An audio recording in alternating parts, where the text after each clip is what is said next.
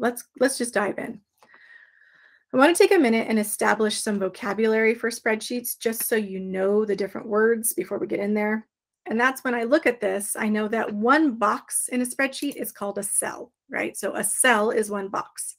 And when I'm looking at a lot of boxes up and down, that's called a column, right? A column is up and down, and a row is side to side. A row is side to side. I can have a function or a formula, and we may or may not get there yet, but I can have cells, columns, that's a whole up and down, rows, and sometimes we name a cell by where they intersect. For example, this one is in D, column D, row 9, so we might call this cell D9. That matters more when you start doing some of those formulas and functions, but we just want to know that's there.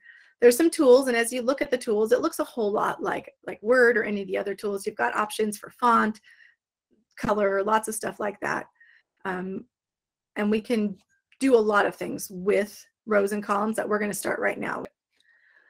So when I look at this spreadsheet, oh man, I start to get like a little bit nervous. I'm like, oh, it's not lined up. It's kind of messy. Does anyone else feel that way, right? Kind of messy. So I see it says name, date, skills, observations, whatever data I've collected.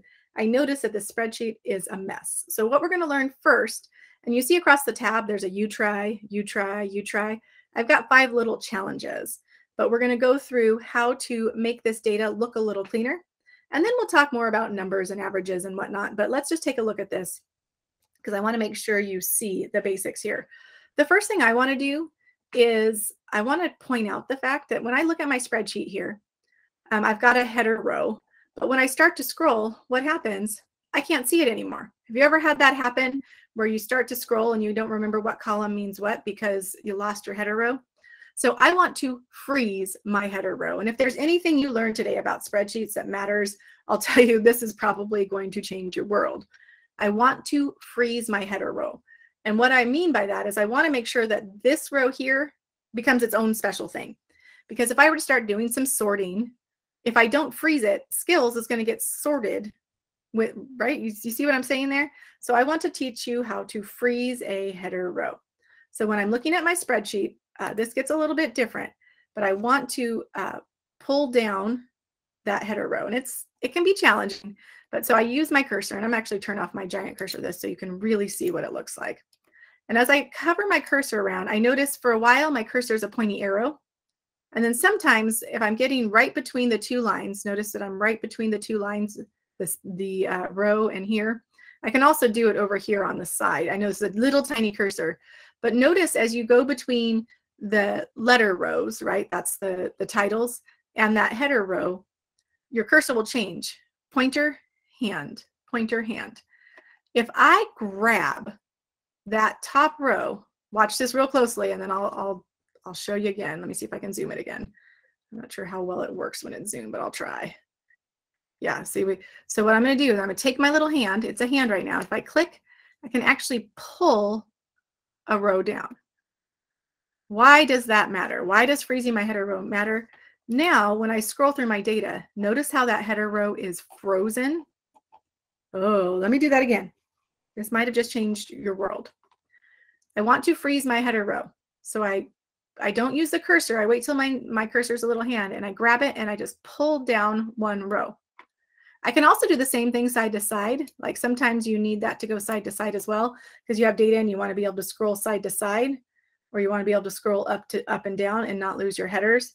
So I'm going to show you that you can freeze your header row. So one of the skills you're going to do in a minute, and if you forget what I'm saying here, I have these GIFs that my friend Kim made here that will repeat that process for you. So see how she's showing here how you can freeze a header row. So if you haven't done it yet, no worries. I'm going to give you a minute to do it.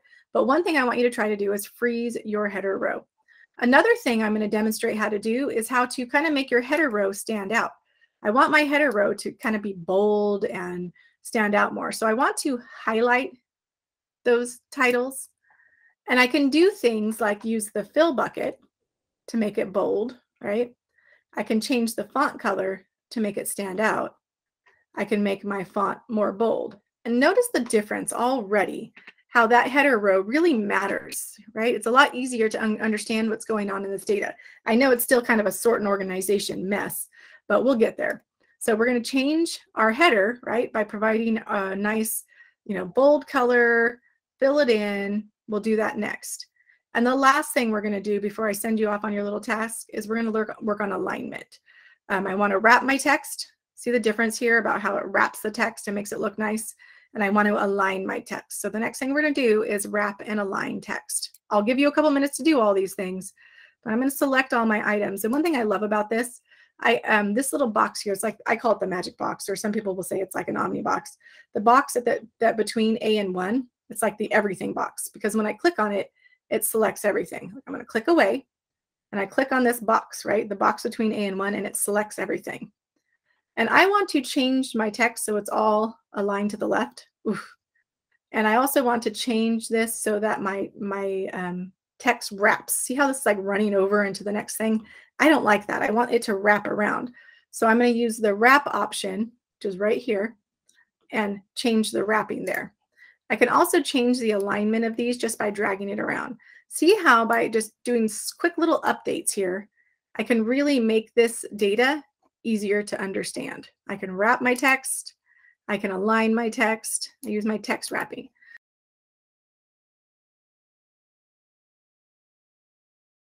We want to talk about formatting your data, because if you've ever run into a thing where it keeps trying to turn it into a date, or you want everything to be a money, you can change the style of that. So if it has a date, we can change the type of date. So look at this animation here. You'll see that it's all listed as 1/14, but you want to change the way and you want to make it consistent. So if you want the date, time to all look the same, instead of having to go change them all, you can change the formatting. You can also talk about dollars and cents. So I'm going to go over to number 2 here, and I see that my data is a mess again. So just for fun, on my try to, I'm going to go ahead and freeze my header row again, and I'm just going to practice those same skills just so I can get better at them, right? The more you do something, the better you get at it. So I have moved over to try to, and I'm going to show you a couple things, and then I'll give you some more time. I notice this one is overflowing, so I want to wrap it again. See how I'm recycling those skills I learned the first time. But now I notice this fee column, and it's kind of a mess. So in my fee column, I may want to make it look more like money. So I can go to my number format options, and right here you have my format. It already has a format as currency, but I can also go here to my number format, and I see I can choose some different ways to format it. I want it all to look the same. I want it to be currency. I want it to be accounting. I want it to all be a certain way. So I'm going to press my column, and to select the whole column, I click the letter at the top. See how it selects all? Instead of me trying to just do this, I want the whole column to be money. So when I press that button, see how it added dollar signs and decimal points to every single one. So the next thing you're going to do in a minute, one thing is you're going to make this money. And I notice my date, see how it's formatted, month, day, year. Maybe I want to change the format of that data too. So I can go format number, but maybe I want it to be written out. So I can do it that way too. I can change it. I may want to align it to the left, right? I can do my alignment.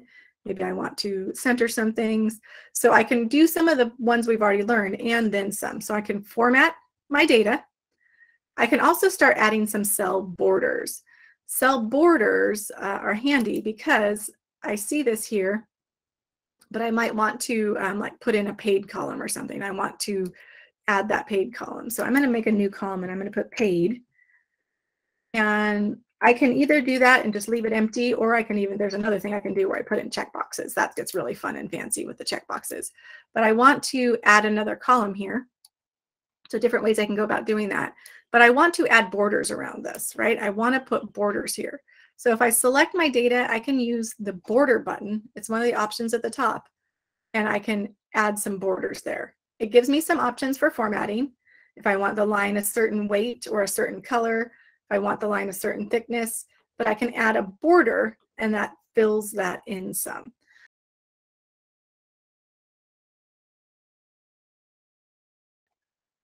This data is really useful, but sometimes I need a summary of some kind, and there's lots of ways to go about finding that information.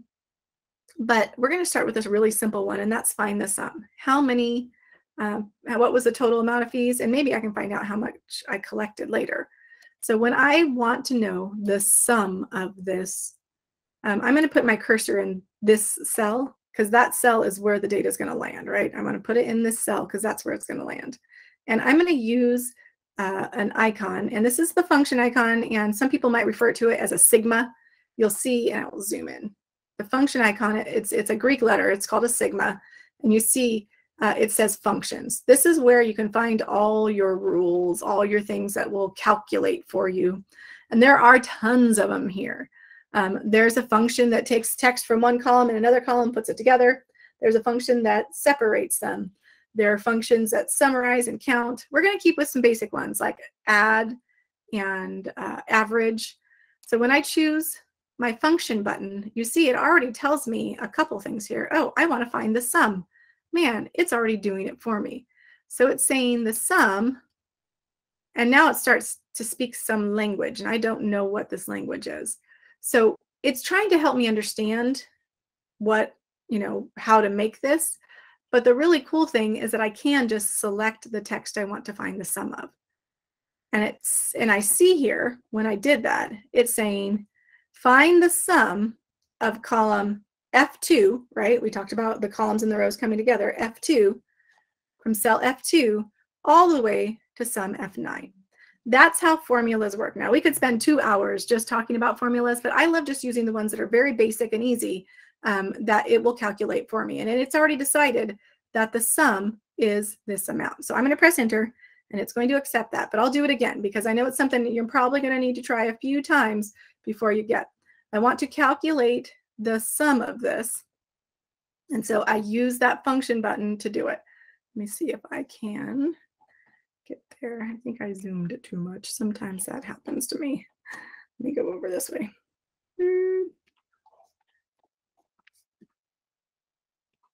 I got to unzoom. On frame. There we go. I'll just refresh it. That works sometimes too. Hey, there we go. All right. So here I found the sum. I'm going to try it again because I want to show you, and then I'm going to give you a chance to try it. Another way I could do this is I could say, ooh, I want the sum of all of these. So notice how I selected that text, right? I'm selecting it. That's one real easy way. There's lots of ways to do this, but I want to find, the ones that are least complicated as you're getting started. I'm selecting all the ones that I want to add together, and I'm going to do the same thing where I go choose my function button, and I'm going to choose sum. And I see it's done some kind of calculation, but as soon as I hit enter, bloop, it does the sum for me.